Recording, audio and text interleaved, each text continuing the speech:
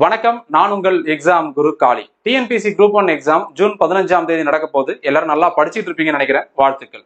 இந்த வீடியோ உங்களுக்கு எந்த விதத்துல யூஸ்ஃபுல்லா இருக்க போகுது அப்படின்னா, ஒரு ப்ரிப்பரேஷன் ஸ்ட்ராட்டஜி வீடியோவா அல்லது ரிவிஷன் வீடியோவா, எப்படி படிக்கலாம், இதுக்கப்புறம் இருக்கக்கூடிய நாட்களை எப்படி வேகமா படிக்கிறது, எப்படி ஃபாஸ்டா ரிவிஷன் பண்றது, அதன் பிறகு இது ஒரு லாஸ்ட் மினிட் டிப்ஸ் வீடியோவை கூட எடுத்துக்கலாம். நீங்க இது ஒரு வீடியோ இருக்கட்டும். ஜூன் 1ஆம் தேதி அன்னைக்கு நான் திரும்பவும் லாஸ்ட் மினிட் டிப்ஸ்னு சொல்லிட்டு ரெண்டாவது வீடியோ நான் அந்த எக்ஸாமுக்கு ஒரு 15 நாளைக்கு முன்னாடி நான் போடுறேன். அதுக்கப்புறம் எக்ஸாமுக்கு 2 நாளைக்கு முன்னாடி தேர்வை எப்படி அணுகுவது, அந்த 3 ஹவர்ஸ் எப்படி நம்ம யூட்டிலைஸ் பண்றது அப்படின்னு சொல்லிட்டு அந்த வீடியோ தனியாகவும் போடுறேன். சரி, இந்த வீடியோவுக்கு வந்துடலாம். நம்ம டார்கெட் எப்பவுமே உள்ளுவதெல்லாம் உயர் உள்ளல் அப்படிங்கிற மாதிரி நம்மளுடைய எண்ணங்கள் சிந்தனைகள் உயர்வாக இருக்க வேண்டும். 200க்கு 150 கேள்வியில சரியா போடணும் அப்படிங்கிறத நம்ம டார்கெட்டா வச்சுக்கணும். சில பேர் சார் 150 பத்தாது சார், 160 போடணும், 170 போடணும். சந்தோஷம், படிங்க. ஸோ இதுக்கான ஒரு ஸ்ட்ராட்டஜி வீடியோ தான் இது. நம்ம கிளாஸ்க்குள்ள போகலாமா? நம்ம கிளாஸ் ஸ்டார்ட் பண்றதுக்கு முன்னாடி நம்ம பெய்டு கோர்ஸ் பத்தின இன்டிமேஷன் கொடுத்துட்டு நம்ம உள்ள போகலாம். அதாவது பாத்தீங்கன்னா, இப்ப நடந்திருக்கக்கூடிய டிஎன்பிசி குரூப் 1, குரூப் 2, குரூப் 4, அது மட்டும் இல்லாம எஸ்ஐ நோட்டிபிகேஷன் வந்திருக்குது, பிசி நோட்டிபிகேஷன் வரப்போகுது, ரயில்வே நோட்டிபிகேஷன் ஆல்ரெடி இருக்குது, எஸ்எஸ்சி நோட்டிபிகேஷன் வரப்போகுது. இந்த மாதிரி எல்லா போட்டித் தேர்வுக்கும் பயனுள்ள வகையில ஒரு கம்பைன்டு ஜிஎஸ் ஃபவுண்டேஷன் பேட்ச் இந்த எக்ஸாமுக்கு தான் அப்படின்னு இல்லாம எல்லா எக்ஸாமுக்கும் யூஸ் ஆகிற மாதிரி ஒரு ஜிஎஸ் பொது அறிவுக்கு மட்டும், தமிழ் இங்கிலீஷ் இதுல வராது, மேக்ஸ் ரீசனிங் இதுல வராது, ஒன் அண்ட் ஒன்லி ஜிஎஸ் மட்டும் வித்தவுட் பயாலஜி, இதுதான் நம்ம எடுக்க போறோம். ஸோ இது ரெக்கார்டட் வீடியோ கோர்ஸா கொடுக்குறோம், லைவ் கிடையாது. தமிழ் அண்ட் இங்கிலீஷ்ல பைலிங்க்லா கிளாஸஸ் இருக்கும். இப்போதைக்கு இந்த யூனிட் 8, 9 தமிழ் நான் எடுத்துருக்கிறேன், அதை நான் இங்கிலீஷ்ல டிரான்ஸ்லேட் பண்ணி அப்லோட் பண்ணிடுறேன் நம்ம மொபைல் ஆப்ல. இந்த வீடியோ அண்ட் பிடிஎஃப் நம்ம என்ன கிளாஸ்ல எடுக்கிறோமோ அது அப்படியே பிடிஎஃபா இருக்கும். ரெண்டுமே நீங்க மொபைல் ஆப்ல டவுன்லோட் பண்ணி வச்சுக்கலாம். நீங்க ஆனா ஸ்கிரீன்ஷாட் எடுக்க முடியாது, யாருக்கும் ஷேர் பண்ண முடியாது, பிரிண்ட் அவுட்லாம் எடுக்க முடியாது. பிகாஸ் ஆஃப் இந்த நம்மளுடைய மெட்டீரியல்ஸ் வெளியில யாருக்கும் போகக்கூடாது அப்படிங்கிறதுனால. ஏன்னா நம்ம வெறும் ஸ்கூல் புக்ஸ் மட்டும் வச்சு அந்த நோட்ஸ் நம்ம எடுக்கல. அப்கோர்ஸ் ஸ்கூல் புக்ஸ் இருக்குது, இருந்தாலும் வெறும் ஸ்கூல் புக்ஸை மட்டும் வச்சு இந்த கிளாஸ் நம்ம கொடுக்கல. ஸ்கூல் புக்ஸையும் தாண்டி நிறைய விஷயங்களை இதுல நாம ஆட் பண்ணிருக்கிறோம். நிறைய ஆத்தர்ஸ் படிச்சு அதில் நோட்ஸ் எடுத்து ப்ரீவியஸ் கொஸ்டின்ஸ் எல்லாம் அனலைஸ் பண்ணி தான் இந்த கிளாஸ் கொடுத்துருக்கோம். 1 இயர் வேலிடிட்டி இதுக்கான கோர்ஸ் ஃபீஸ் பாத்தீங்கன்னா 3500. ஒட்டுமொத்தமா ஃபுல் ஜிஎஸ் கோர்ஸுக்கு. நீங்க இண்டிவிஜுவல் கோர்ஸ் தனித்தனியா ஒரு சப்ஜெக்ட் ஜாயின் பண்றீங்கன்னா 799 சிங்கிள் பேமெண்ட் தான். ஸோ எந்த கன்செஷன் இதுக்கப்புறம் கிடையாது. இந்த கிளாஸஸ் யாருக்குன்னா, யாருக்கு உண்மையாவே நம்பிக்கையும் ஆர்வமும் இருக்குதோ அவங்களுக்கு மட்டும்தான். நம்ம கிளாஸ் எப்படி எடுக்கிறோம் அப்படிங்கிறத நிறைய டெமோ கிளாஸஸ், அதுக்கப்புறம் 2024 நடந்த டிஎன்பிஎஸ்சி மற்றும் மற்ற தேர்வுகள் நடந்த தேர்வுகளுக்கான ப்ரூஃப் வீடியோ போட்டிருக்கிறோம். நம்ம நடத்தினது என்னென்னலாம் எக்ஸாம்ல வந்திருக்குது அப்படிங்கிறதையும் நம்ம இதே சேனல்ல ப்ரூஃபா போட்டிருக்கிறோம், அதை நீங்க பாத்துக்கலாம். So no refund. And mobile application பாத்தீங்கன்னா எக்ஸாம் குரு காளி, இந்த மொபைல் ஆப்ல தான் நம்ம கிளாஸஸ் எடுக்கிறோம். ஸோ இது பாத்தீங்கன்னா நீங்க மொபைல்ல பார்த்துக்க முடியும், லேப்டாப்ல, பிசி, டேப் அண்ட் மொபைல் எல்லாத்துலயுமே யூஸ் பண்ணிக்க முடியும். ஆண்ட்ராய்டு, ஐபோன் அண்ட் வெப்சைட்டுக்கான லிங்க் இந்த வீடியோக்கு கீழே டிஸ்கிரிப்ஷன்ல கொடுத்துருக்கிறோம். தேவைப்படுறவங்க இந்த கோர்ஸ்ல இமிடியேட்டா ஜாயின் பண்ணி படிக்க ஆரம்பிங்க. தேவைப்படுறவங்க 8870302702 அப்படிங்கிற நம்பருக்கு வாட்ஸ்அப்ல மெசேஜ் பண்ணுங்க. ஸோ நான் உங்களை கைட் பண்ற ஃபர்தரா எப்படி இந்த கோர்ஸ்ல ஜாயின் பண்ணணும். திரும்பவும் சொல்றேன், இது ஒன் அண்ட் ஒன்லி ஜிஎஸ். இது குரூப் 1 ஸ்டாண்டர்ட் இருக்கும். குரூப் 1, குரூப் 2, குரூப் 4 ப்ரிலிம்ஸ் மட்டும் இல்லாம மெயின்ஸுக்கே ஒரு 40% சிலபஸ் இதுல கவர் ஆயிடுது.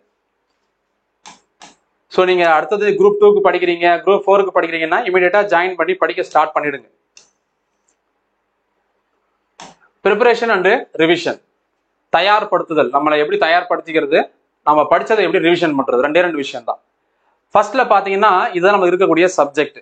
கான்ஸ்டியூஷன் தான் மோஸ்ட் இம்பார்ட்டன்ட். இந்த பக்கம் பாத்தீங்கன்னா 40 கேள்விகள், எத்தனை கேள்வி வரும்னு கொடுத்துருக்குறோம். இந்த பக்கம் நம்மளால எவ்வளவு எடுக்க முடியும் அப்படிங்கிறத கொடுத்துருக்குறேன். ஸோ 40, யூனிட் 8ல 40, எக்கனாமிக்ஸ் அண்ட் யூனிட் 9 ரெண்டும் சேர்த்து தான் 50.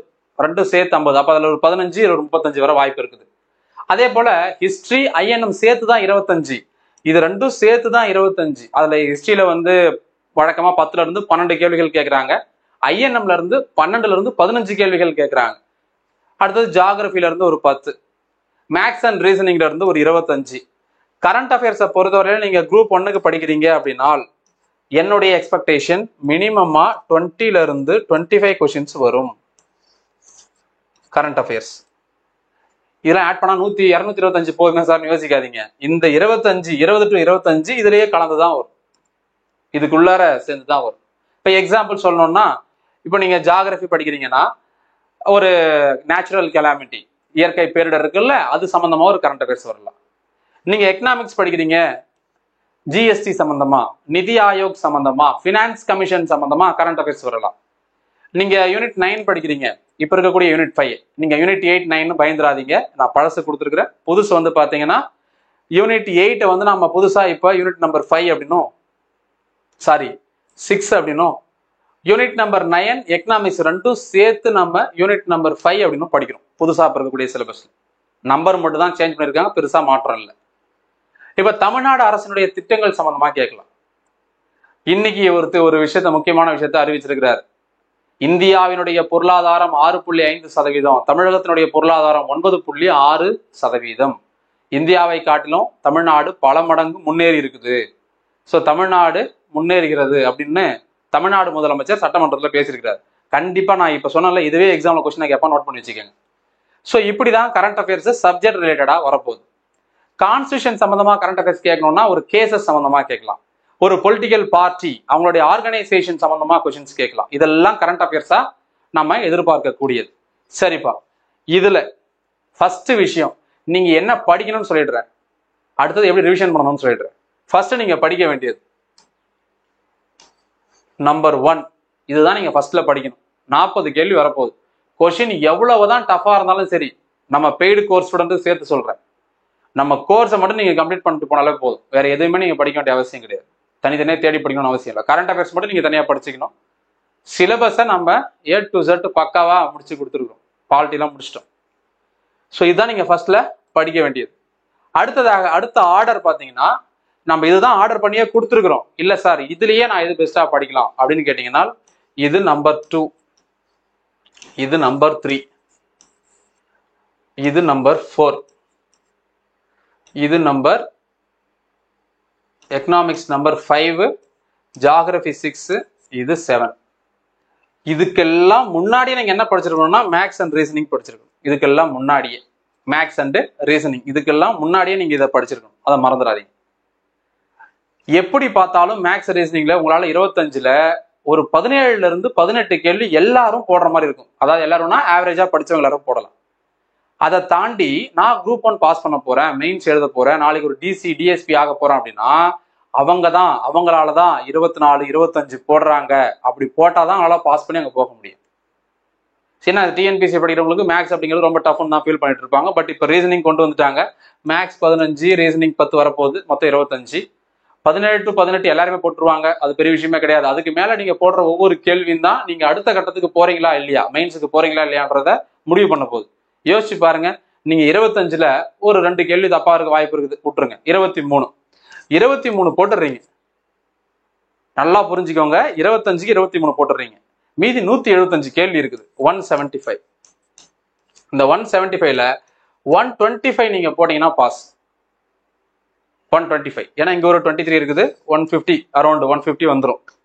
அப்போ 50 கேள்விகளுக்கு உங்களுக்கு பதிலே தெரியலனாலும் பரவாயில்ல, நல்லா புரிஞ்சுக்கோங்க. நான் அடுத்த வீடியோல சொல்றேன் எப்படி எக்ஸாம் கொஸ்டின் பேப்பர் எப்படி இருக்க போகுது, நாம எப்படி அதை அப்ரோச் பண்ணணுன்றதை நான் அடுத்த வீடியோ ரெடி பண்ணி வச்சுட்டேன். அடுத்த வீடியோ நான் போடுறேன் பாருங்க.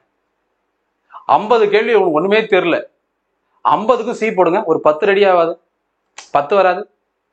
தலைவர் சொல்ற மாதிரி நீ 10 அடிச்சா திரும்பி நான் ஒரு அடி அடிக்க மாட்டேன் அப்படிங்கிற மாதிரி 50 கேள்வி ஒண்ணுமே தெரியல, 50க்குமே பி போடு. ஒரு 5 கேள்வி சரியா வராது, வரும்ல. அப்ப நம்மளுக்கு எப்படியாவது ஒரு விதத்துல நம்மளுக்கு யூஸ்ஃபுல்லா இருக்க போகுது. அப்ப நம்ம வராத கேள்வியை பத்தி நம்ம ரொம்ப டீட்டெயிலா உட்காந்து அலசி ஆராய்ச்சி பண்ணி ஒன்றும் பண்ண போறது கிடையாது, விட்டுருங்க. இந்த 125 எப்படி வாங்குறது, இப்போதான் மெயினான இடத்துக்கு வரும். 125 எப்படி ஸ்கோர் பண்றது, நல்லா பாருங்கப்பா. நான் ஒரு மாய மந்திரம் இல்லை, மேஜிக் வித்த காட்டல, அதெல்லாம் ஒன்றும் பண்ணல. கிரேட் கிரிகாலன் மேஜிக் ஷோலாம் கிடையாது. இருக்கிற ஃபேக்டை சொல்றேன், நீங்களே யோசிச்சு பார்த்துக்கோங்க. கான்ஸ்டியூஷன்ல 40 இருக்குது. எப்படி டஃபா கேட்டாலும் 30ல இருந்து 35 நீங்க ஈஸியா போட்டுற முடியும், சரியா? அதே போல இங்க ஒரு 40 யூனிட் 8ல இருக்குது. இதுல பாத்தீங்கன்னா திருக்குறள்ல இருந்து 5 கேள்வி கன்ஃபார்மா கேட்டுறான்ப்பா, திருக்குறள்ல இருந்து 5. அதே போல இலக்கியத்துல இருந்து ஒரு 5 கேள்வி கேட்கிறாங்க. இலக்கியம் அது தொடர்பானது, சங்ககாலம் அது சம்பந்தமானது எல்லாம் வந்துருது, ஒரு 10 கேள்வி. மீதி எல்லாமே ரொம்ப ஈஸியா தான் கேட்கறான். நீதி கட்சி, பெரியாரு, அண்ணா, திராவிடர் கழகம், தமிழ்நாட்டில் இருக்கக்கூடிய சமூக சமய சீர்திருத்த இயக்கங்கள், அப்படியே தமிழ்நாட்டினுடைய விடுதலை போராட்ட வரலாறு, ஆங்கிலேயருக்கு எதிரான துவக்க கால கிளர்ச்சிகள். யோசிச்சு பாருங்களா, கண்ணை மூடி யோசிச்சு பாருங்க. வேலுநாச்சியாரு, மருது பாண்டியர்கள், தீரன் சின்னமலை, புலித்தேவர், 2 கொஸ்டின் மினிமமா வந்துருது. 2 கொஸ்டின் கன்ஃபார்ம். அதே போல ஆங்கிலேயருக்கு விடுதலை போராட்டத்தில் தமிழ்நாட்டின் பங்கு வாஞ்சிநாதனை கண்டிப்பா சம்மந்தமா கேள்வி வந்துருது. எப்படியாவது ஒரு கொஸ்டின் கேட்டுறான். அந்த ஒரு டாபிக் நீல் சிலை சத்தியாகிரகம் ஆகட்டும், ஏதாவது ஒரு போராட்டம், தமிழ்நாட்டில் உப்பு சத்தியாகிரகம் 2 கேள்வி கன்ஃபார்ம். இதெல்லாம் கன்ஃபார்மா வரும். பெண்களின் பங்கு 2 கொஸ்டின் கன்ஃபார்ம் மினிமமா. முத்துலட்சுமி ரெட்டி, தர்மாம்பாள் இவங்கெல்லாம் இல்லாம கொஸ்டின் பேப்பர் இருக்கிறது இல்லை. கரெக்ட் தானே? ஆனா போய் சொல்றேன்னா யோசிப்பாரு. ஃபேக்ட் தான் நான் பேசுறேன். எது எப்படி நடந்துட்டு இருக்கு இத்தனை வருஷமா, இதுக்கப்புறம் எப்படி நடக்கும் நான் அதை ப்ரிடிக்ட் பண்ணி வச்சிருக்கிறேன். அதை அடுத்த வீடியோல போடுறேன். எப்படி நடக்கும், கொஸ்டின் பேப்பர் இப்படி இருக்கும் அப்படின்னு நான் ஒரு மைண்ட் செட்ல இருக்கிறேன். என்னுடைய என்ன சொல்றது அனுபவத்துல இந்த மாதிரி இருக்கலாம் அப்படின்னு பிளான் பண்ணி வச்சிருக்கிறேன். நான் அடுத்த வீடியோல சொல்றேன் அதை பத்தி இன்னும் டீட்டெயிலா. அப்ப இதெல்லாம் நீங்க சூஸ் பண்ணாலே உங்களால என்ன பண்ண முடியாது, மினிமமா 30 கேள்விக்கு நல்லா பதில் சொல்ல முடியும். எக்கனாமிக்ஸ் எப்படின்னா ஒரு 50-50 தான், டஃபா தான் இருக்கும். அதில் மாற்றமே கிடையாது. நோட் பண்ணி வச்சுக்கோங்க, டஃபா தான் இருக்கும். ஒரு 15 கேள்வி கேட்கறான்னா 8 கேள்வி ஈஸியா இருக்கும், ஒரு 7 கேள்வி கஷ்டமா இருக்கும். நீங்க அந்த 7 கேள்வி டஃபா இருக்குல்ல, அதை போய் ரொம்ப முயற்சி பண்ண வேணாம். தெரியலையா கூலா விட்டுடுங்க, விட்டுட்டு அடுத்த கேள்விக்கு போயிடுங்க.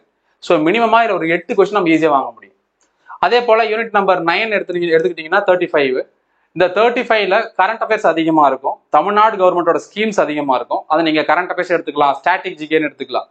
கேட்கறாங்கல்ல, ஒரு நாட்டி கேட்டாங்க 2012 கொண்டு வந்த திட்டம். ஜெயலலிதா அவர்கள் முதலமைச்சராக இருக்கும்போது பாத்தீங்கன்னா ஆதரவற்ற டிரான்ஸ்ஜெண்டர், தமிழ்ல டக்குன்னு வரல, 3ஆம் பாலினத்தவர் அவங்களுக்கு பாத்தீங்கன்னா 1000 ரூபாய் கொடுத்துட்டு வந்தாங்க பென்ஷன். இப்போ 1500 ரூபாய் மாத்திட்டாங்க. அது வந்து எந்த வயசுக்கு மேல இருக்கவங்களுக்கு பென்ஷன் அப்படின்னு கேட்டிருந்தான். அப்போ 2012 கொஸ்டின் அதுல கேட்கறான். கரெக்டா? அப்ப அதுல வந்து பாத்தீங்கன்னா 40 வயசுக்கு மேல இருக்கவங்க அப்படின்னு சொல்லிட்டு. இதுக்கு முன்னாடி ஒரு தேர்வுல பாத்தீங்கன்னா மங்கள மாலைன்னு ஒரு திட்டம் கேட்டிருந்தான். ஆதரவற்ற பெண் குழந்தைகள் ஆர்பனேஜ்ல இருக்காங்கல்ல, அந்த பெண் குழந்தைகளுக்கு திருமணம் செய்து வைக்கிற திட்டம் மங்கள மாலை திட்டம். 2012-13 நிதியாண்டுல ஜெயலலிதா அவர்கள் கொண்டு வந்த திட்டம். அதெல்லாம் கேட்டிருந்தாங்க. இப்ப அதே போல இவங்க திமுக ஆட்சி நடக்கிறதுனால கட்டாயமா நாம் என்ன எதிர்பார்க்கலாம், அண்ணா பெரியார் ஆட்சியில் இல்லை, இருந்தாலும் அவர் சீர்திருத்தம் அண்ணாவோட ஆட்சி காலத்துல இருந்தது. அப்படியே அதுக்கப்புறம் வந்தீங்கன்னா அதுக்கு முன்னாடி போனீங்கன்னா நீதி கட்சியோட ஆட்சி காலம் 1928-37. அதுக்கப்புறம் பாத்தீங்கன்னா கலைஞர் கருணாநிதி, அதுக்கப்புறம் அவருடைய மகன் ஸ்டாலின். இவங்க ஆட்சியில இருந்து கண்டிப்பாக திட்டங்கள் கேட்டே தீருவாங்க. அதுல மாற்றமே கிடையாது. இந்த திட்டங்கள்லாம் நீங்க சும்மா படிச்சுட்டு போனாலே 5 கொஸ்டின் கன்ஃபார்ம் வந்துடும். தமிழ்நாடு அரசினுடைய திட்டம் 5 திட்டம் இல்லை என்றால் 200 கேள்வியில 5 கொஸ்டின் திட்டம் இல்லைன்னா இல்ல சார் நீங்க சொன்னீங்க, இந்த வீடியோ சேவ் பண்ணிக்கோங்க, நீங்க சொன்னீங்க நான் படிச்சுட்டு போனா 5 திட்டம் வரல, ஏன் வரலன்னு கேளுங்க. மினிமமா சொல்றேன், மேக்சிமம் 10 கேட்டாலும் ஆச்சரியப்படுறது கிடையாது. ஸோ இதுல வந்து பாத்தீங்கன்னா அதிகமான கரண்ட் அஃபேர்ஸ் எதிர்பார்க்கலாம் ஒரு சைடு. இன்னொரு சைடு தமிழ்நாட்டினுடைய ஜாகிரபி, தமிழ்நாட்டினுடைய பொருளாதாரம், கவர்னன்ஸ், அப்புறம் எஜுகேஷன் அண்ட் ஹெல்த் 2 டிபார்ட்மெண்ட் சம்பந்தமான டீடைல்ஸ், ஸ்கீம்ஸ் இதெல்லாம் படிச்சுக்கணும்.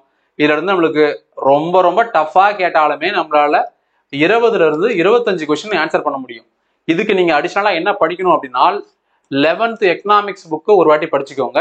அதாவது 7வது பாடத்துல இருந்து 11வது பாடம் வரைக்கும் 7 to 11th லெசன். சரியா? இது ஒரு பக்கம். இன்னொன்னு என்ன படிக்கணும்னா 10th ஜியோகிராஃபி படிக்கணும். இது உங்களுக்கு ஜியோகிராஃபில யூஸ் ஆகுது, எக்கனாமிக்ஸ் படிச்சுன்னா எக்கனாமிக்ஸ்ல யூஸ் ஆகும். அது 2மே சேர்ந்து உங்களுக்கு இதுல யூஸ் ஆகும். புரிஞ்சுதா? இன்னொரு விஷயம் நான் அடுத்த வீடியோல சொல்லணும், அது இப்ப சொல்லிடுறேன். 10th social science book very very important. 10வது சமூக அறிவியல் புத்தகம் சிலபஸை வச்சுக்கிட்டு நீங்க என்ன பண்றீங்க, ஆல்ரெடி நான் வேர் டு ஸ்டடி வீடியோ போட்டிருக்கிறேன். சிலபஸ்ல என்னென்ன தேவையோ அதெல்லாம் அந்த பாடத்தெல்லாம் டிக் அடிச்சுக்கோங்க. அந்த புக்ல ஃபர்ஸ்ட் பேஜ்லயே டிக் அடிச்சுக்கிட்டு அந்த பாடத்தெல்லாம் லைனா படிச்சு முடிச்சிருங்க. குரூப் 1, குரூப் 2, குரூப் 4 மூணுத்துக்குமே யூஸ் ஆகும், விட்டுறாதீங்க. 10th புக்கை படிச்சுட்டு தான் எக்ஸாமுக்கு போனோம், படிக்கலன்னா எக்ஸாமுக்கே போகாதீங்க. அப்போ நீங்க என்ன சார் பண்ணீங்க, கோர்ஸ்ல கேட்காதீங்க. கோர்ஸ்ல நம்ம எல்லாம் சேர்த்து தான் எடுத்துருக்கோம். நான் யாருக்கு சொல்றேன், நம்ம வீடியோ கோர்ஸ்ல ஜாயின் பண்ணாம இருக்கிறாங்கல்ல, தனியா படிச்சுட்டு இருக்காங்கல்ல, அவங்களுக்காக சொல்றேன். இல்ல நம்ம கோர்ஸ்ல ஜாயின் பண்ணி படிக்கிறீங்கன்னா கோர்ஸ் எல்லாம் ஃபுல்லா கம்ப்ளீட் பண்ணிட்டு போனாலே போதும். இதையும் தாண்டி எனக்கு நான் படிக்கணும் சார், ஆர்வம் அதிகமா இருக்கு, டைம் அதிகமா இருக்குன்னா தாராளமா 10th புக்கை படிச்சுக்கலாம். ஸோ இது அடுத்ததாக இந்தியன் நேஷனல் மூவ்மெண்ட். நம்ம கோர்ஸ் போன வாட்டி 15க்கு 15 வந்துச்சு. குரூப் 1 எக்ஸாம்ல யார் நடத்துறதுமே வராது தமிழ்நாட்டுல. நாம ப்ரூஃபோட போட்டிருக்கிறோம், செக் பண்ணி பார்த்துக்கோங்க.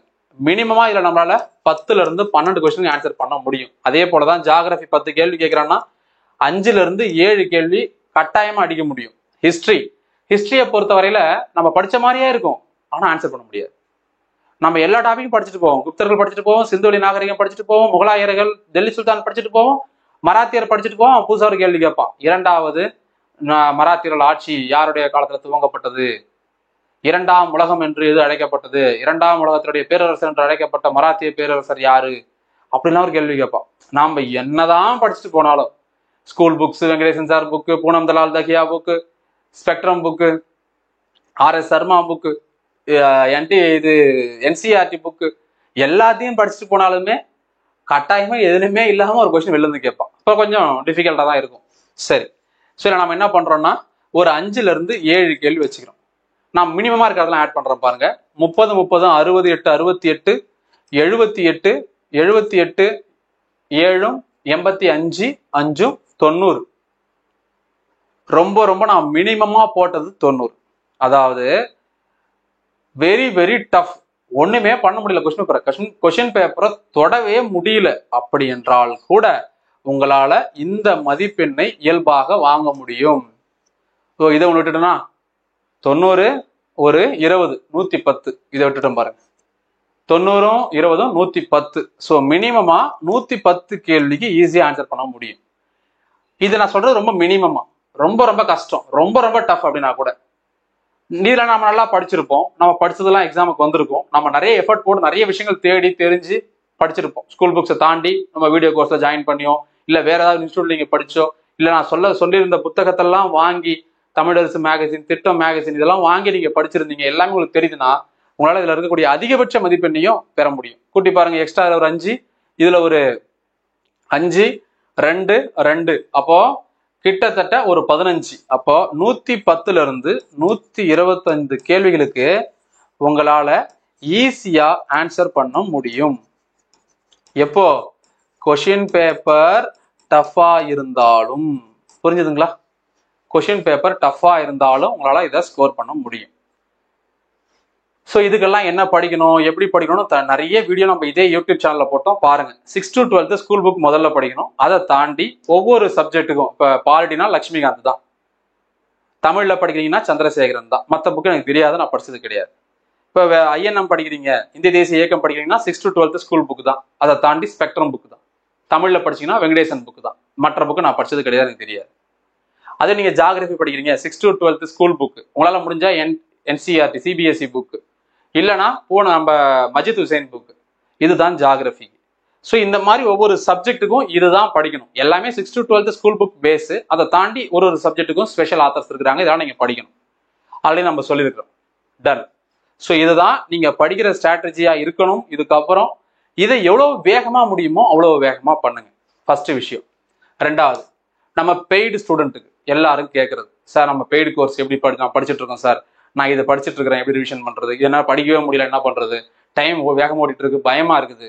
எல்லாருக்கும் ஒரே பதில் தான், நம்ம பெய்டு ஸ்டூடெண்ட்டுக்கு வரேன். எதை பத்தியும் ஃபீல் பண்ணாதீங்க, கவலைப்படாதீங்க, பயப்படாதீங்க. முதல்ல சரியா, நாம நடத்துறது தான் வரும், நம்ம படிச்சுட்டு போறதுதான் எக்ஸாமுக்கு வரும்னு நம்பிக்கையோட முதல்ல இருங்க. What you think you become. நீ எதுவாக நினைக்கிறாயோ அதுவாகவே ஆகிறாய். நீ இங்க இருந்தே பயந்துகிட்டு நம்ம பாஸ் பண்ண மாட்டோம், படிச்சு முடிக்க மாட்டோம், ரிவிஷன் பண்ண மாட்டோம், நெகட்டிவா இருந்தா நெகட்டிவா தான் நடக்கும். நாம பாஸ் பண்ணுவோம். ஃபர்ஸ்ட் நம்ம படிச்சது, நாம நடத்தினதெல்லாம் எக்ஸாமுக்கு வரும். அப்ப நீங்க நல்லா படிச்சுக்கணும். அப்ப நம்ம எல்லாத்தையும் ஒழுங்கா படிக்கிறோம். படிச்சதெல்லாம் ப்ராப்பரா ரிவிஷன் பண்ணணும். இதெல்லாம் பண்ணிட்டு போனோம்னா கண்டிப்பா நம்ம பாஸ் பண்றோம். அதுல எந்த மாற்றமும் கிடையாது. அதனால உங்க மனநிலையை முதல்ல பாசிட்டிவா வச்சுக்கோங்க. நம்ம பாஸ் பண்ணிவிடும் நம்புங்க, முதல்ல நீங்க நம்புங்க உங்களை. அடுத்தது, எவ்வளவு ஃபாஸ்டா சார் நான் ஒரு 2 சப்ஜெக்ட் முடிச்சிட்டேன், 3 சப்ஜெக்ட் முடிச்சிட்டேன், இதுக்கப்புறம் உங்களுக்கு டைம் எப்படி இருக்குது, இல்லை இதுக்கப்புறம் தான் படிக்க போறேன், எல்லாத்தையும் நீங்க டிசைட் பண்ணிக்கோங்க. ஏன்னா டைமிங் உங்க கையில இருக்கு, என் கையில கிடையாது. ஏன்னா என் டைமிங்கே என் கையில இல்லை. நான் இந்த வீடியோவை கிட்டத்தட்ட 1 வாரத்துக்கு முன்னாடி போடணும்னு நினைச்சேன், இப்பதான் என்னால வீடியோவை போட முடியுது. அதனால உங்க டைமிங் எப்படின்னு பார்த்து நீங்க அதை பிளான் பண்ணிக்கோங்க. சரி, இப்ப இதுல நான் என்ன சார் படிக்கணும்? ஃபர்ஸ்ட்ல இப்ப நம்ம கோர்ஸை கம்ப்ளீட் பண்ணிட்டேன், ஒரு சில சப்ஜெக்ட் முடிக்காம இருக்கிறேன், நான் அதையும் சொல்றேன். ஃபர்ஸ்ட் நீங்க இதுதான் பண்ணணும். முதல்ல நம்ம பெய்டு ஸ்டூடெண்ட்டுக்கு சொல்றேன். 28 வீடியோ போட்டிருக்கிறேன், இன்னைக்கு ஒரு வீடியோ வந்துடும். கன்சியூமர் ரைட் சம்பந்தமாகவும் பெண்களுக்கு அதிகாரம் அளித்தல், விமன் எம்பவர்மெண்ட், அந்த ஒரு வீடியோ இன்னைக்கு வந்துடும் உங்களுக்கு. ஸோ இதை முதல்ல மொத்தம் 33 34 வீடியோ இருக்கும், அதை தான் நீங்க ஃபர்ஸ்ட்ல கம்ப்ளீட் பண்ணணும். சரியா? அடுத்ததாக யூனிட் நம்பர் 8 இதை எடுத்துக்கோங்க. இதுல நம்ம சங்ககாலம் முதல் இக்காலம் வரையிலான இலக்கியம் பார்ட் எடுக்கல. அதே போல பாத்தீங்கன்னா இன்னொரு முக்கியமான விஷயம், திருக்குறள் நம்ம எடுக்கல. நம்ம தமிழ் டச் பண்றதே கிடையாது. அதை நீங்க எப்படி படிக்கலாம்னு நிறைய பேர் கேட்டுருக்கீங்க. நானும் 100 வாட்டி மேல சொல்லிட்டேன். இதுக்கு நீங்க அந்த இலக்கியம் பார்ட் லிட்டரேச்சருக்கு மட்டும், ஏன்னா எப்படி கேட்கறான், 17 மேல் கணக்கு நூல்கள் கீழ்கணக்கு நூல்கள், ஐம்பெருங்காப்பியம் ஐஞ்சிருங்காப்பியம், எல்லாத்துல இருந்தும் கேள்வி கேட்கறான். அப்ப இதுல இருந்து தான் கேட்பான், இப்படிதான் கேட்பான்லாம் சொல்ல முடியாது. அப்ப நீங்க என்ன பண்ணணும், நிறைய படிக்கணும், நிறைய படிக்க வேண்டியிருக்குது. அதனால 6 to 12 உங்களால முடிஞ்சதுன்னா 6 to 12 இருக்கக்கூடிய இலக்கியம் பார்ட் எல்லாத்தையும் படிச்சிருங்க. குறிப்பா திருக்குறளை படிச்சுட்டு போங்க. 5 கொஸ்டின் மினிமம் திருக்குறள் வரும். அது ஸ்கூல் புக்ல இருந்தா வரும், நம்ம சொல்ல முடியாது. சரியா? 6 to 12. அதுக்கப்புறம் உங்களால முடிஞ்சதுன்னா ஒரு வெண்பா, இந்த நம்ம தேவிரா புத்தகம் இருக்கு இல்லையா, ஸோ அந்த மாதிரி புத்தகங்கள் வாங்கி நீங்க இலக்கியம் படிக்கலாம். பட் அதெல்லாம் டைம் இருக்கான்னு பார்த்துக்கோங்க, முடிவு நீங்க எடுத்துக்கோங்க. அதை தவிர்த்து இருக்கக்கூடிய தமிழ்நாடு வரலாறு, தமிழ்நாடுனுடைய சுதந்திர போராட்ட வரலாறு, ஆரம்பகால கிளர்ச்சிகள், பெண்களின் பங்கு, நீதி கட்சி, திராவிடர் கழகம், அண்ணா, பெரியாரு, எல்லாத்தையும் நம்ம பக்காவா எடுத்துட்டோம். ஸோ நீங்க 2வது இதுதான் படிக்கணும்.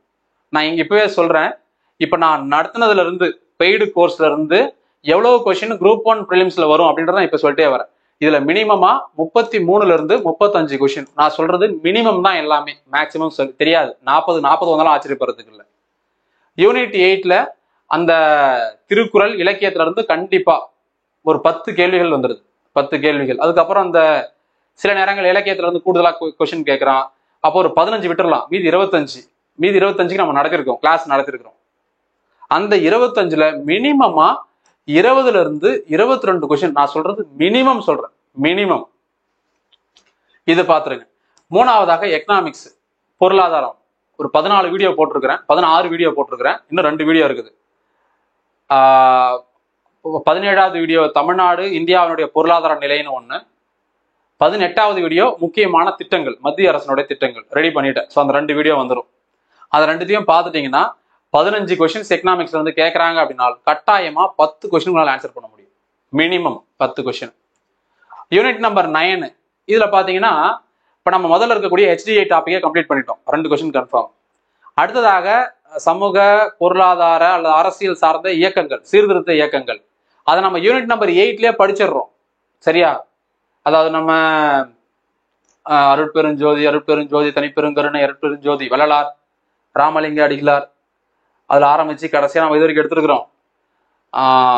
வரதராஜலு நாயுடு வரைக்கும் எடுத்துருப்போம்னு நினைக்கிறேன். அவர்ல ஆரம்பிச்சு இது வரைக்கும் எடுத்துருக்கிறோம் எல்லாரையுமே. அதாவது சமூகம் மட்டும் இல்லாம, ஆன்மீகம் மட்டும் இல்லாம, அரசியல் சார்ந்த சீர்திருத்த இயக்கங்கள் அதையும் மொத்தமா எடுத்துருக்கிறோம். அது எல்லாமே இதுல கம்ப்ளீட்டா கவர் ஆயிடும். இதை தாண்டி social welfare oriented schemes, plan இருக்குல்ல, திட்டங்கள், அது நம்ம ஏற்கனவே 1920-27 யூனிட் நம்பர் 8ல எடுத்துட்டோம். நீதி கட்சி 37 நீதி கட்சி ஆட்சி. ராஜாஜி வீடியோ போஸ்ட் பண்ணிட்டோம், ராஜாஜி முடிஞ்சிடுறாரு. அண்ணா வீடியோ போட்டாச்சு, அண்ணாவும் சிஎம் அவருடைய திட்டம் எல்லாம் இதுல கவர் ஆயிடும். இதை தாண்டி நம்ம இன்னைக்கு பாத்தீங்கன்னா காமராஜர் அண்ட் கலைஞர் வீடியோ 2ம் வந்துடும். பெய்டு கோர்ஸ் சொல்றேன். ஸோ இதெல்லாம் படிச்சீங்க அப்படின்னா ஒட்டுமொத்தமா முதலமைச்சர்கள் பத்தியும், அவரோட நிர்வாகத்தை பத்தியும், அவங்க காலத்துல இருந்த திட்டங்கள் பத்தியும் தெரிஞ்சிடும். அப்ப நம்ம இன்னும் எக்ஸ்ட்ரா நம்ம நடத்த வேண்டியது, வீடியோ எடுக்க வேண்டியது என்னன்னு பாத்தீங்கன்னா, இடஒதுக்கீடு ஒரு கான்செப்ட், கண்டிப்பா ஒரு கொஸ்டின் வரும், நான் கண்டிப்பா எடுத்துருவேன், நீங்க கவலையப்படாதீங்க, ரொம்ப ரொம்ப ஈஸி. ரிசர்வேஷன் பாலிசி, அதுக்கப்புறம் ஹெல்த் அண்ட் எஜுகேஷன், சுகாதாரம் மற்றும் கல்வி, அந்த துறை சார்ந்த திட்டங்கள், தமிழ்நாடு பொருளாதாரம், தமிழ்நாடு புவியியல், Tamil Nadu economic trend, Tamil Nadu geography, governance, 4 topic தான் இருக்குது. ஒவ்வொரு டாபிக்ல இருந்தும் 2 கொஸ்டின் கன்ஃபார்மா வரும் மினிமமா. ஸோ அப்ப நம்ம கோர்ஸ் மட்டும் நீங்க படிச்சாலே இதுல 25 கொஸ்டினுக்கு, நான் சொல்றது மினிமம், ஒவ்வொரு வாட்டியும் சொல்லிட்டு வரேன், நோட் பண்ணிக்கோங்க, மினிமமா எடுக்க முடியும். இந்தியன் நேஷனல் மூவ்மெண்ட் முடிச்சிட்டோம், கம்ப்ளீட் பண்ணிட்டோம் கோர்ஸ். இதுல அட்வென்ட் ஆஃப் யூரோப்பியன் சிலபஸ்ல கிடையாது, அதாவது ஐரோப்பியர் வருகை அப்படிங்கிறது பிரிலிம் சிலபஸ்ல கிடையாது, மெயின்ஸ்ல தான் இருக்குது. பட் இருந்தாலும் இந்த கோர்ஸ் நான் முடிச்சுட்டு அந்த டாபிக் மட்டும் வீடியோ எடுத்து அப்லோட் பண்ணிடுறேன். சரியா? இப்ப இதுல வந்து பாத்தீங்கன்னா மினிமமா 12ல இருந்து 13 கேள்விக்கு ஈஸியா ஆன்சர் பண்ண முடியும். போன வாட்டி குரூப் 1ல 15க்கு 15 வந்தது நாம நடத்தினது. ஒரு கொஸ்டின் மட்டும் நான் நடத்தல, பட் கிளாஸ்ல சொல்லியிருந்தேன், அதனால நான் 15க்கு 14 போட்டிருப்பேன். ப்ரூஃப் வீடியோ இருக்குது பாருங்க. இதெல்லாம் நான் சும்மா சொல்லிட்டு வரல, நான் போன வாட்டி குரூப் 1 எடுத்து ப்ரூஃப் காட்டி இருக்கிறேன், அதனால இப்ப சொல்லிட்டு இருக்கேன் அதையே திரும்பவும். அதையேனா அந்த மாடலை வச்சு இந்த வாட்டி எப்படி இருக்கும் அப்படின்னு நம்ம ப்ரெடிக்ஷன் பண்ணி கிளாஸ் எடுத்துருக்கிறோம். நெக்ஸ்ட் ஜியாகிரபி எடுத்து முடிச்சிட்டோம், இன்னும் ஒரு வீடியோ மட்டும் இருக்குது. அது ஜியாகிரபி கிடையாது, இருந்தாலும் நான் எடுத்து ஜியாகிரபில அப்லோட் பண்ணுவேன். என்னன்னு பாத்தீங்கன்னா இன்டர்நேஷனல் ஆர்கனைசேஷன், முக்கியமான பன்னாட்டு சேர்ந்த நிறுவனங்கள், அதாவது WHO ஆரம்பிச்சு நமக்கு தெரிஞ்சது 4-5 முக்கியமானது, UNO, UNHCR, UNDR, இந்த மாதிரி நம்ம நினைச்சிட்டு இருப்போம். பட் நிறைய இருக்குல்ல, ஃபுட் ஆர்கனைசேஷன்ல இருந்து, ரெஃப்யூஜிஸ்ல இருந்து, யுனெஸ்கோல இருந்து, இந்த மாதிரி நிறைய இருக்குது. அப்ப எல்லா ஆர்கனைசேஷனும் திரட்டி வச்சிருக்கேன். மொத்தம் ஒரு 54 ஆர்கனைசேஷன் ரெடி பண்ணி வச்சுட்டேன். நோட்ஸ் பக்காவா ரெடி பண்ணிட்டேன். பட் அது இங்கிலீஷ்ல மட்டும் தான் இருக்கும்.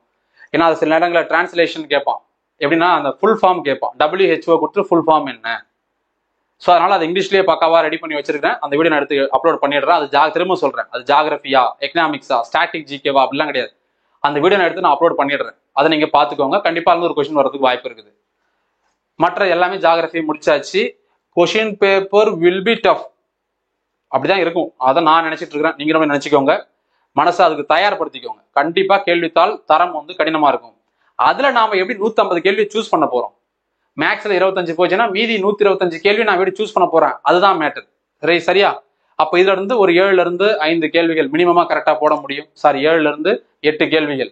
அடுத்ததாக இந்தியன் ஹிஸ்டரி, இது மட்டும் தான் இன்னும் எடுக்காம இருக்கிறேன். ஹிஸ்டரி நான் இனிமேல் தான் எடுத்து அப்லோட் பண்ணவே போறேன். நான் சொன்ன மாதிரி முக்கியமான டாபிக் மட்டும் சூஸ் பண்ணி அதை மட்டும் நான் முதல்ல எடுத்துடுறேன். ஏன்னா எல்லாத்தையும் எடுத்து நிறைய நடத்தணும். ஆனா அது கொஸ்டின்ஸ் வர்றது கடினமா இருக்குது, படிக்கிறதும் கஷ்டமா இருக்குது, புரிஞ்சுக்கிறதும் கஷ்டமா இருக்குன்றதுனால அதை லாஸ்ட்ல வச்சிருக்கிறேன்.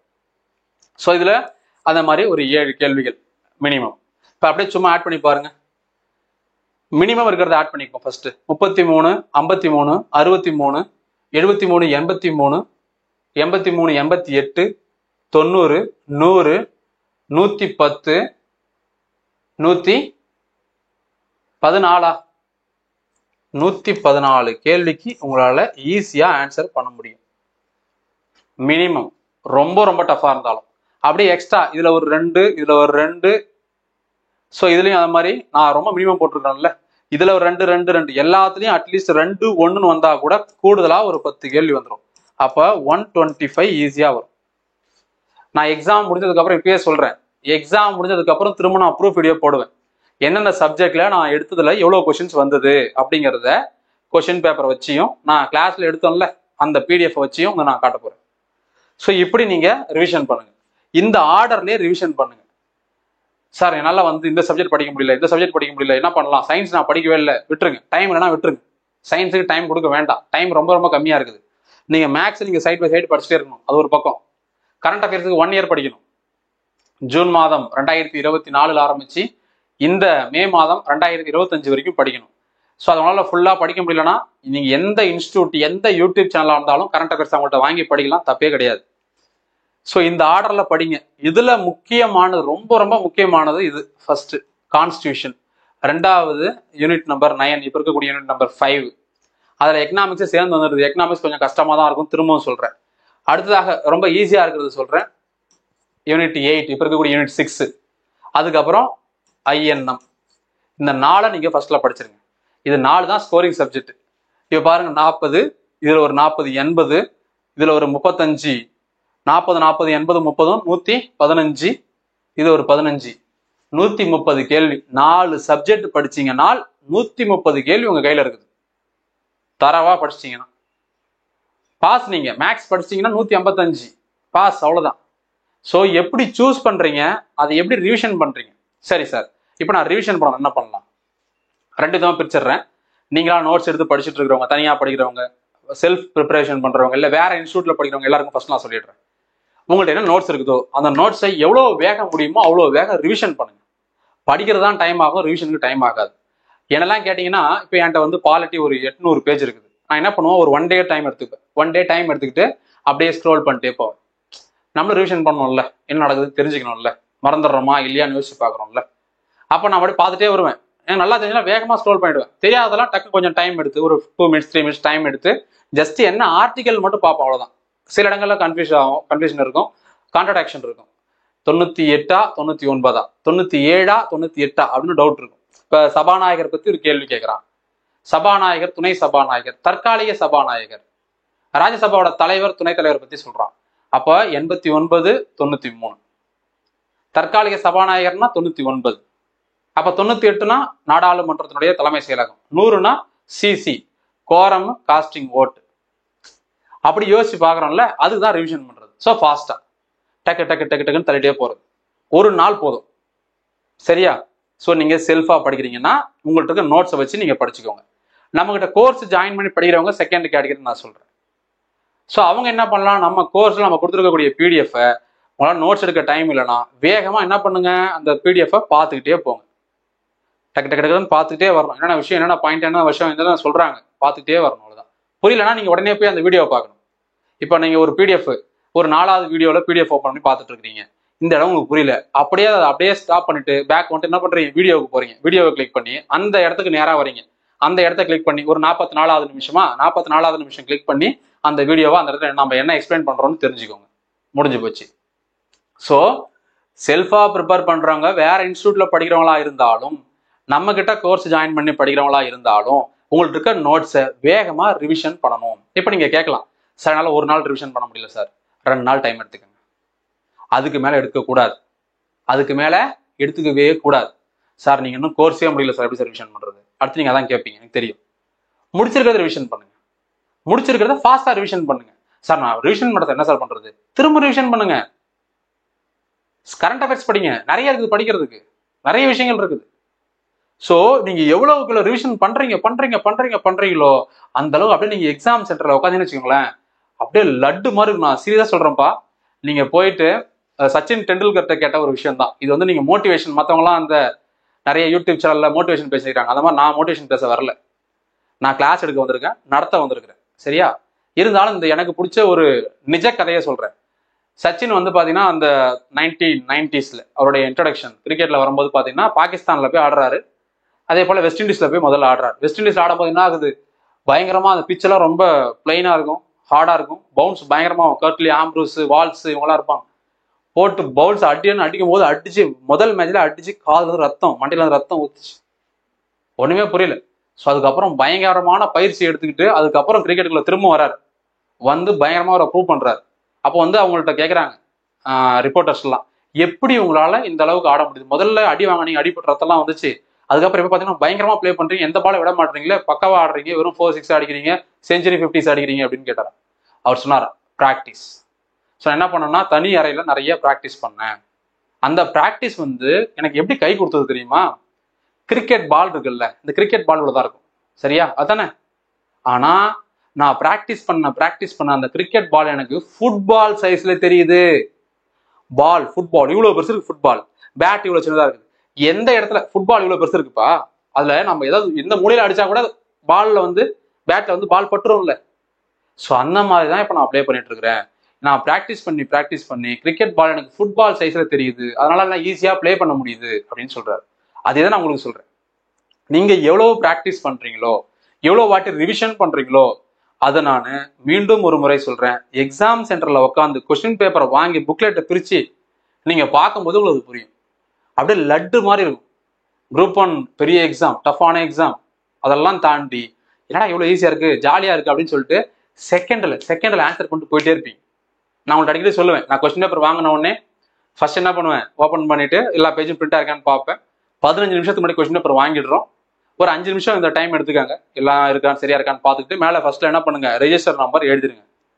அடுத்தது உங்களுக்கு என்ன சப்ஜெக்ட் பிடிக்குமோ அந்த இடத்துக்கு போங்க, தள்ளிட்டே அந்த சப்ஜெக்ட் வாங்க. ஒரு கண்டினியூஸா ஒரு 5 கேள்வி 10 கேள்வி இருக்கும், 10 நிமிஷம் டைம் இருக்கும். அந்த 10 கேள்விக்கு நீங்க ஈஸியா பதில் சொல்லலாம். அந்த 10 நிமிஷத்துல நீங்க 10 கேள்விக்கு பதில நீங்க சப்போஸ் அந்த கொஸ்டினுக்கு கீழே ஆப்ஷனுக்கு கீழே இவ்வளவு டாட் வச்சிருக்கீங்கன்னு வச்சுக்கோங்களேன். பென்சில், எரேசர், ரப்பர் கொண்டு போங்க, பிளாக் கலர் பென்னு கொண்டு போங்க. பென்சில் எதுக்காக, நம்ம ஒர்க் அவுட் பண்றதுக்கு. திடீர்னு யாராவது உள்ள வந்துட்டாங்க அப்படின்னா பயந்துருவோம்ல, டக்குன்னு அழைச்சிடலாம்ல, அதுதான் ரப்பர், வேற ஒன்றும் கிடையாது. ஒரு 4 option A, B, C, D, நம்ம ஈக்கு போறதில்ல, விட்டுருங்க. இப்போ எனக்கு ஏதான் ஆன்சர்னா இது ஒரு டாட், அவ்வளவுதான். சின்னதா ஏக்கு கீழே ஒரு சின்ன டாட் பென்சிலால நமக்கு தெரியுற மாதிரி, அவ்வளவுதான். மற்றவன் தான் தெரியாத மாதிரி, யாராவது வந்து டக்குன்னு எரேசர் வச்சு அழிக்கிற மாதிரி. ஒரு 10 கேள்வி போட்டுருங்களேன், உங்க மனநிலை எப்படி இருக்கும்?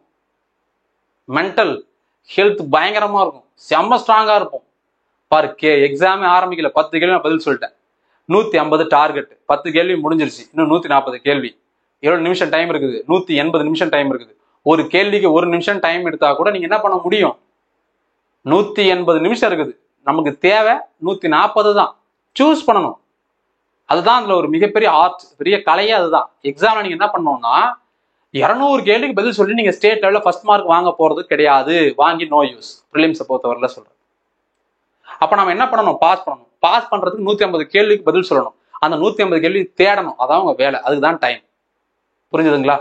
அதை வந்து பக்காவா யூட்டிலைஸ் பண்ணுங்க. அதை நீங்க யூட்டிலைஸ் பண்ணிட்டீங்கன்னா யூ ஆர் த சாம்பியன். நீங்க ஜெயிச்சிட்டீங்க, அவ்வளவுதான். அங்கேயே நீங்க ஜெயிச்சிட்டீங்க. அந்த 10 நிமிஷத்துல 10 கேள்விக்கு எவன் சரியா பதில் சொல்லிட்டானோ அவன் அங்கேயே அவன் என்ன பண்ணுவான், மென்டலா செம ஸ்ட்ராங் ஆயிடுவான். டேய் இதுக்கப்புறம் நான் அவ்வளவு டைம் இருக்கு, 140 கொஸ்டின் தான், நான் தேடி கண்டுபிடிச்சு ஆன்சர் போட்டுருவோம் போடா. 140 போட்டுடுறோம், ஏற்கனவே 10 சூஸ் பண்றோம், 150 முடிஞ்சிருச்சு. ஒரு 50 கொஸ்டின் எதுவுமே தெரியலையா, கொஸ்டின் பேப்பர்ல கொஸ்டின் எடுத்ததுக்கே தெரியலன்னு வச்சுக்கோங்களேன். இப்போ அப்படிதான் டிஎன்பிசி கொஸ்டின்லாம் வருது, சில கொஸ்டின் எல்லாம். சரி விடுங்க, அப்படி வருது என்ன பண்ணலாம், 50க்கும் கண்ணை மூடிக்கிட்டு பிஏ போடுங்க, இல்ல ஒரு 25க்கு பி போடுங்க, 25க்கு சி போடுங்க. பைலக் அதுல ஒரு 5 ஒரு 5 10 கொஸ்டின் வந்ததுன்னா 160. உண்மையாவே நீங்க ஸ்டேட் ஃபர்ஸ்ட் ஆயிடுவீங்க. புரியுதா? சோ ப்ராப்பரா பிராக்டிஸ் பண்ணுங்க. இந்த ரிவிஷன் மட்டும் பக்காவா பண்ணிக்கோங்க. இந்த 4 சப்ஜெக்டை முதல்ல ரிவிஷன் பண்ணிடுங்க. நம்ம பெய்டு கோர்ஸ் இருக்கவங்களும் சரி, நீங்க நான் எப்பவுமே சொல்றதுதான், நான் வந்து சீமான ஃபாலோ பண்றேன் இப்போ அப்படின்னு சொன்னா எதுக்காக, ஒரே விஷயத்துல மட்டும்தான், மத்தது கிடையாது. தப்பா நினைச்சுக்க போறீங்க. நீ என்ன நம்பனா நம்பாட்டா போ, எனக்கு ஓட்டு போட்டா போடு போடாட்டா போ, தொடர்ச்சியா நான் பேசிதான் இருப்பேன். நீ என்கிட்ட கோர்ஸ் ஜாயின் பண்ணாம போ. நீ என்கிட்ட மணிக்கணக்காக பேசி என் டைம் வேஸ்ட் ஆக்கு, என்னை பத்தி கவலை கிடையாது. ஆனா இனிமேல் நான் மணிக்கணக்காக டைம் யார்ட்டையும் பேசி வீணாக்க விரும்பல. ஏன்னா நிறைய ஏமாந்துட்டேன்னா என் டைம் போயிடுது. அதனால நீங்க யார்ட்டையாவது கோர்ஸ் ஜாயின் பண்ணிக்கங்க, ஜாயின் பண்ணாம போங்க. செல்ஃபா படிங்க, இல்ல 1 லட்சம் கட்டி பெரிய இன்ஸ்டியூட்ல தான் படிச்சுக்கோங்க, அவ்வளவுதான் உங்க விருப்பம். ஆனா இதை தொடர்ச்சியா சொல்ல வேண்டியது என்னுடைய கடமையா எடுத்துக்கிறேன். இது இட் ஷெல் பி த டியூட்டின்னு கொடுத்துருப்பாங்களா கான்ஸ்டியூஷன்ல, அதே போல இது என்னுடைய டியூட்டியா நான் எடுத்துக்கிறேன். இதை 4த்தையும் ரிவிஷன் பண்ணிட்டு படிச்சுட்டு அதுக்கப்புறம் ரிவிஷன் பண்ணிட்டு எங்க வேணா போங்க. இது 4, இது current affairs, sorry maths reasoning. Current affairs சில பேர் படிக்க டைம் இல்லை சார், அது பண்ணல சார், இது பண்ணல சார் அப்படிலாம் சொல்லுவாங்க. அது படிக்கிறது உங்க விருப்பம், உங்ககிட்ட விட்டுறேன். சரியா? சோ இதெல்லாம் இதுக்குள்ளார என்னென்ன டாபிக்ஸ் இருக்குது அப்படிங்கறத நான் பெய்டு கோர்ஸ்ல தெளிவா சொல்லியிருக்கிறேன். இதுக்கு முன்னாடி இருந்த வீடியோலையும் தெளிவா நான் போட்டிருக்கிறேன். ஸோ அதை பார்த்துக்கோங்க. குரூப் 1 நீங்க ப்ரிப்பேர் பண்றீங்க அப்படின்னா, யாராவது படிச்சுட்டு இருக்கிறாங்க அப்படின்னா மறக்காம இந்த வீடியோ உங்களுக்கு ஷேர் பண்ணி விட்டுருங்க. இது கொஞ்சம் டைம் எடுத்துக்குது, இந்த வீடியோ ரொம்ப பொறுமையா பேசுறேன் அப்படிலாம் யோசிக்காதீங்க. இது உங்களுக்கு எக்ஸாம்ல கை கொடுக்கும். லாஸ்ட்ல ஒரு பாயிண்ட் சொல்றேன், இந்த வீடியோவை சேவ் பண்ணி வச்சுக்கோங்க. எக்ஸாம் முடிஞ்சதுக்கு அப்புறமும் இந்த வீடியோவை பத்தி நான் பேசுவேன். ஏன் இவ்வளவு ஆணித்தனமா, எவ்வளவு தைரியமா சொல்ல முடியுது அப்படின்னா, இப்படிதான் இருக்கும் அப்படின்னு தான் நம்ம முன்னாடியே கணிக்கிறோம். அப்படிதான் எக்ஸாம் நடந்துட்டு வருது. அதே போலதான் இந்த வாட்டியும் ஒரு ஸ்டெப் ஃபார்வர்ட் போய் நம்ம திங்க் பண்றோம், இப்படிலாம் நடக்கிறதுக்கு வாய்ப்பு இருக்கு அப்படின்னு சொல்லிட்டு. அப்படிதான் நடக்கவும் போகுது. சரியா? உங்களை தயார்படுத்திக்கங்க, பக்காவா படிங்க. இன்னும் டைம் இருக்குது, ஒன்றும் கெட்டு போகல.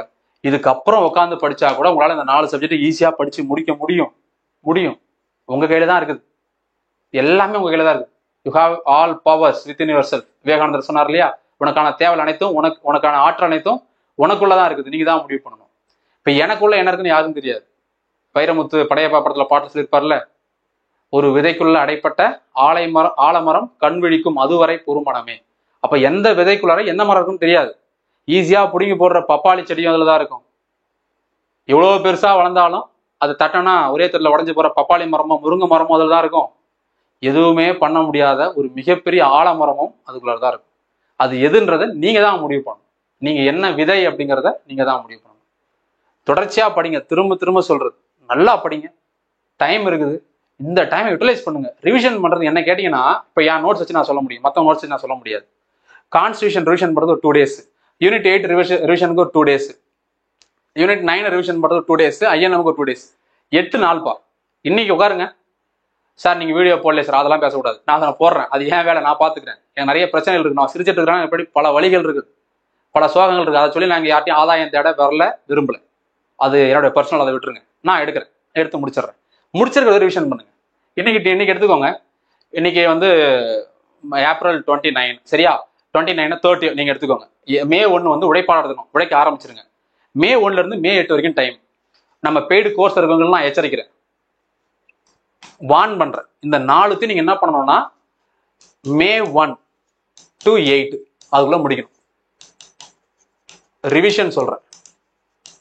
புதுசா ஜாயின் பண்றவங்க படிங்க, அது உங்களோட விருப்பம். அது எப்படி டைம் எல்லாம் அலோகேட் பண்றீங்கன்னா உங்க விருப்பம். ஏற்கனவே ஜாயின் பண்ணிட்டு இருக்கிறவங்கள சொல்றேன், படிச்சுட்டு இருக்காங்களா அவங்கள சொல்றேன். இந்த 4 சப்ஜெக்டை மே 1 to 8 ரிவிஷன் பண்ணி முடிச்சிடணும். நீங்க சாப்பிடுவீங்களா, சாப்பிட மாட்டீங்களா, தூங்குவீங்களா, தூங்க மாட்டீங்களா, உங்களுடைய பர்சனல் ஒர்க் குளிக்கிறீங்களோ குளிக்க மாட்டீங்களோ, வீட்டுல வேலை செய்றீங்களா செய்ய மாட்டீங்க, கவலையே கிடையாது. ஜெயிக்கணும் அப்படின்னா அதுக்கு நம்மள மிக கடுமையா தயார்படுத்திக்கணும். அப்படிதான் உங்களையும் நீங்க தயார்படுத்திக்கணும், அப்பதான் ஜெயிக்க முடியும். ஸோ இந்த மே 1 to 8 இந்த ரிவிஷன் பண்ணணும், மைண்ட்ல வச்சுக்கோங்க. அதுக்குள்ள நான் என்ன பண்றேன்னா முக்கியமான வீடியோஸ்லாம் அப்லோட் பண்ணிடுறேன். அதுக்கப்புறம் நீங்க மத்ததெல்லாம் நீங்க படிச்சுட்டு ரிவிஷன் பண்றதுக்கு உங்களுக்கு கரெக்டா இருக்கும். ஓகேவா? டன். ஸோ நீண்ட நாளாக கேட்டுட்டு இருந்தீங்க ப்ரிப்பரேஷன் அண்ட் ரிவிஷன் ஸ்ட்ராட்டஜி வீடியோன்னு சொல்லிட்டு இதை நான் லாஸ்ட் மினிட் டிப்ஸாக கூட சேர்த்துக்கோங்கன்னு சொல்லிட்டேன். நான் மீண்டும் ஒரு முறை சொல்கிறேன், ஜூன் 1ஆம் தேதி அன்னைக்கு அதுக்கு முன்னாடி முடிஞ்சதுன்னா நான் லாஸ்ட் மினிட் டிப்ஸ் ப்ரிப்பரேஷன் அந்த லாஸ்ட் மினிட் டிப்ஸ் வீடியோவில் நான் திரும்ப சொல்லிடுறேன். இன்னொரு வாட்டி அதை நான் எப்படி ரிவிஷன் லாஸ்ட் 15 நாள் எப்படி ரிவிஷன் பண்ணணும் அப்படிங்கிறத நான் சொல்கிறேன். ரைட்டா? தேங்க்யூ. நம்ம கோர்ஸ் தேவைப்படுறவங்க இந்த நம்பருக்கு நீங்கள் கான்டாக்ட் பண்ணலாம். இதான் இதுக்கான ஃபீஸு 8870302702 அப்படிங்கிற நம்பர். யாருமே குரூப் 1க்கு எனக்கு தெரிஞ்சு தமிழில் யூடியூப் சேனல்களில் யாரும் பெருசாக அதுக்கு முக்கியத்துவம் கொடுக்கல. நான் ஒருத்தவன் தான் இதுக்காக போராட்டி இருக்கிறேன்னு நம்புகிறேன். அந்த போராட்டத்தை வீணாக்கிடாதீங்க. இது நான் யாருக்கு சொல்கிறேன்னா, என்னை நம்பி என்னோட பெய்டு கோர்ஸை ஜாயின் பண்ணியிருக்கீங்கல்ல, உங்களை தான் சொல்கிறேன். இவ்வளோ உழைப்பையும் அதை வெகுமதியாக மாற்றுறது, அது பணமாக மாற்றுறது இல்லை. பணம் இன்னைக்கு இருக்கும், நாளைக்கு செலவாயிடும். ஆனால் நீங்கள் நாளைக்கு ஒரு அதிகாரியாக மாறிட்டீங்கன்னா நீங்கள் இறந்துட்டாலும், நான் இறந்துட்டாலும், உங்கள் பசங்க இருப்பாங்கல்ல, அவங்க சொல்லுவாங்க எங்கள் அப்பா கலெக்டராக இருந்தார், எங்கள் அப்பா ஆர்டிஓவாக இருந்தாங்க, எங்கள் அம்மா பார்த்தீங்கன்னா டிஸ்ட்ரிக்ட் ரிஜிஸ்டராக இருந்தாங்க அப்படின்னு உங்கள் பசங்க அவங்க பசங்க தலைமுறைக்கு சொல்லும். அதுதான் வேணும். அதுக்காக தான் நான் போராடி கிளாஸ் எடுத்துட்டு இருக்கிறேன். உங்களுக்கே தெரியும், நான் பெருசாக குரூப் 4க்கு ஃபோக்கஸே பண்ணல. குரூப் 1 குரூப் 2 தான் ஃபோக்கஸே பண்ணுறேன். ப்ரிலிம்ஸ் மெயின்ஸ் தான் ஃபோக்கஸ் பண்ணுறேன். ஏழை எளிய மக்கள், கிராமப்புறத்தில் இருக்க மக்களுக்கு இது போய் சேரணும்னு தான் நான் போராடுறேன். நீங்கள் எந்த யூடியூப் சேனலும் எடுத்துக்கோங்க, குரூப் 1க்கு அல்லது குரூப் 2க்கு மெயின்ஸ் ஓரியன்டா இவ்வளோ விஷயங்கள், அதாவது நான் யூடியூப்ல கொடுக்க முடியாத மாதிரி சொல்லிட்டேன். நாம் காந்தியோ காமராஜரோ கக்கனோ வஉசியோ கிடையாது. நமக்கு குடும்பம் இருக்குது. அவங்கெல்லாம் பெருந்தலைவர்லாம் வாழ்ந்து மறைஞ்சிட்டாங்க. அவர்கள் வாழ்ந்தாலும் மறைந்தாலும் ஊர் சொல்ல வேண்டும்னு இன்னைக்கு நம்மள பேசிட்டு இருக்கிறோம். பட் நம்மளாம் அப்படி கிடையாது. நம்மளுக்கு அப்புறம் நம்மளை பத்தி பேச மாட்டான். நம்ம குடும்பத்தில் இருக்கிறவங்களும் ஞாபகம் வச்சிருக்காங்களா, மறந்துடுவாங்களான்னு தெரியாது. அதனால ஒரு மினிமம் பிரைஸ் வாங்கிக்கிட்டு தான் நான் கிளாஸ் எடுக்கிறேன். ஃபீஸ் வாங்கிட்டு தான் நான் கிளாஸ் எடுக்கிறேன். அந்த கிளாஸ் நம்ம குரூப் 1 ஓரியன்டா எவ்வளோ ஒர்த்தா கொடுத்துட்டு இருக்கிறோன்ற நம்மகிட்ட படிக்கிறவங்களுக்கு தெரியும். அதனாலதான் உங்களுக்கு சொல்றேன். நான் மற்றவங்கள்ட்ட சொல்ல வேண்டிய அவசியம் முதல்ல எனக்கு இல்லை. ஏன்னா அவங்க என்ன கேட்பாங்க, நீ எப்படி என்ன கேட்கலாம் அப்படின்னு கேட்பாங்கல்ல. அதனால ஏன்னா அவங்க தப்பா நினைச்சுப்பாங்க. அவங்களும் எடுத்துக்கிட்டாங்கன்னா சந்தோஷம், பரவாயில்ல. அதனால உங்கள்ட்ட திரும்பவும் சொல்றேன், என்னுடைய மொத்த உழைப்பையும் உங்ககிட்ட கொடுத்துருக்குறேன். நீங்க தான் அதை ரிசல்ட்டா மாற்றணும். என்னுடைய இலக்கு இந்த வாட்டி குரூப் 1 ப்ரிலிம்ஸ்ல நம்ம ஸ்டூடெண்ட் 100க்கு மேல படிச்சுட்டு இருக்காங்க. நான் எதிர்பார்க்கறது மினிமமா 50 பேர் ப்ரிலிம்ஸ் பாஸ் பண்ணணும். 50 பேர் ப்ரிலிம்ஸ் பாஸ் பண்ணுங்கிற நம்பிக்கை எனக்கு இருக்குது. நான் கிளாஸ் அவ்வளோ ஒர்த்தா கொடுத்துருக்கிறேன். என்னை நம்பி படிக்கிற அரசு அதிகாரிகள் முதல் கொண்டு உங்களையும் சேர்த்தான் சொல்றேன். குரூப் 2 ஆஃபீஸர்ஸ் படிக்கிறீங்க, ஒரு முனிசிபல் கமிஷனர் படிக்கிறீங்க, 10க்கும் மேற்பட்ட ஆண் பெண் இருபாலரும் எஸ்ஐ படிச்சுட்டு இருக்கிறீங்க. குரூப் 2 இன்டர்வியூ போஸ்ட்ல பாஸ் பண்ணிட்டு இருக்கிறவங்க குரூப் 1க்கு படிச்சுட்டு இருக்கிறீங்க. விஓக்கள் படிச்சுட்டு இருக்கிறீங்க. குரூப் 4 எக்ஸாம் பாஸ் பண்ணிட்டு இந்த வருஷம் பாஸ் பண்ண நிறைய பேர் உங்கள்ட்ட குரூப் 1 படிச்சுட்டு இருக்கிறீங்க. குரூப் 2க்கு படிக்கிறீங்க. உங்களை யார்ட்டையும் சேர்த்து தான் சொல்றேன். இது ஒரு 3500 ரூபா அப்படிங்கிறது ஒரு சாதாரண பணம், பெரிய விஷயம் கிடையாது. நீங்க நம்ம குடும்பத்தோட ஒரு ஹோட்டலுக்கு போனோம்னா ஆகிற செலவு, ஒரு தீபாவளி பொங்கலுக்கு ட்ரெஸ் எடுத்தோம்னா அவ்வளோ செலவு, அவ்வளோ ட்ரெஸ்ஸுக்கு ஆகுது. அதை பத்தி நான் பேச விரும்பல. இதை நீங்க பாசிட்டிவா மாத்தணும், ரிசல்ட்டா மாத்தணும். உங்ககிட்ட தான் இருக்கு. பெய்டு ஸ்டூடெண்ட் பாஸ் பண்ணுவீங்க அப்படிங்கிற நம்பிக்கையோட, பாஸ் பண்ணிட்டு நம்மள்ட்ட சொல்லுவீங்கன்ற நம்பிக்கையோட தான் நான் அந்த கிளாஸ் எடுத்துருக்கிறேன். நம்பிக்கையை காப்பாத்துங்க. நாம் வெல்வோம்.